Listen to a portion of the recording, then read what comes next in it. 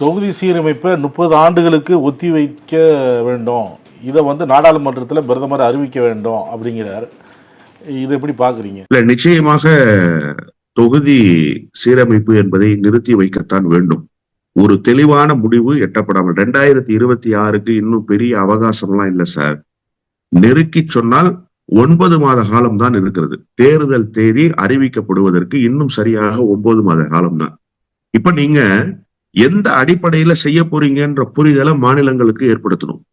மாநிலங்களுக்கு அதில் என்ன கருத்து இருக்கிறது, மாநில முதலமைச்சர்களுடைய கருத்து என்ன, இவற்றையெல்லாம் கேட்டு ஜனநாயக முறையில பதிவு செய்யணும். இப்ப ஒரு ஆபத்து சூழ்ந்திருப்பதாக ஒரு முதலமைச்சர் அறைகோல் விடுத்துட்டார்ல, அதிலும் குறிப்பா 5 மாநிலங்களை சேர்த்து தென் மாநிலங்களின் தலையில் கத்தி தொங்குகிறதுன்னு சொல்றார். கர்நாடகா, கேரளா, ஆந்திரா, தெலுங்கானா, தமிழ்நாடு, இவை எல்லாவற்றையும் சேர்த்தே அவர் சொல்கிறார். இப்ப இந்த அச்ச உணர்வு ஏற்பட்டதற்கு பிறகு ஏன் இதுவரை பிரதமர் தரப்பிலிருந்து எந்த விளக்கமோ அல்லது இதற்கு உண்டான என்ன ஏற்பாடுகள் இதுவரை நடந்திருக்கிறது என்பதை ஒன்றிய அரசு தரப்பிலிருந்து சொல்லவே இல்லையே. கோயம்புத்தூருக்கு அமித்ஷா சொன்னதாக இவர்கள் சொல்கிறார்கள். அமித்ஷா சொன்னதை எப்படி நம்ப முடியும்? அமித்ஷா கடந்த காலத்துல சொன்ன வாக்குறுதிகள் எல்லாம் அப்படியே இருந்ததா? அதெல்லாம் நிறைவேற்றப்பட்டதா?